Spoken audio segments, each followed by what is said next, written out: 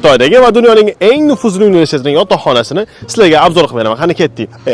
Videoni oxirigacha ko'ringlar va nechta pul xarajat qilishimizni bilib olasizlar. Zo.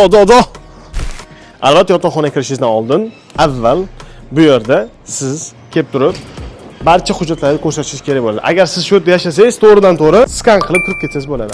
Kirganingizdan keyin albatta sizda kattagina lobby bo'ladi.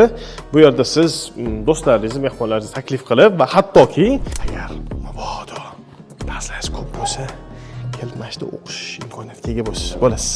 Biz hozir 12-qavatga chiqishimiz kerak. Zinadan chiqamiz so'ng tinchgina, ya'ni universitetda o'sha yotoqxonadagi liftdan foydalanamiz. Ketdik. Bu yoqda kattagina koridorda, mana har bitta xonada, bitta xonada odam turishadi. Xonaga kirishda esa biz albatta kartadan foydalanamiz. Mana bitta skan qilib, bismillah kiramiz. Kirganingizda chiroyligina xona ekan.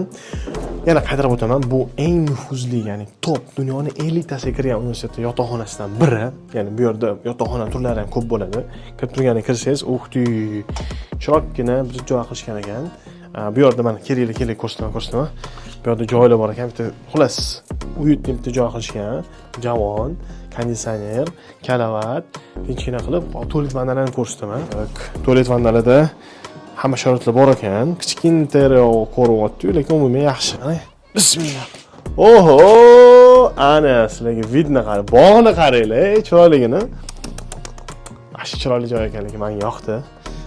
Vidni ham o'zi ham bir ruhlantiradigan joy ekan.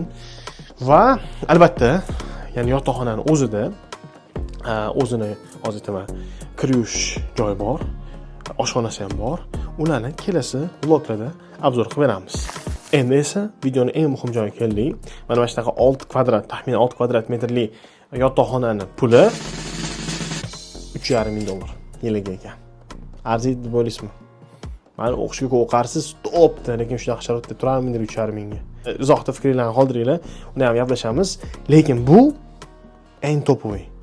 Ya'ni 2 xonali, 4 xonali ham bor. Uni kelasi videolarda olamiz. Xayr, salomat bo'linglar.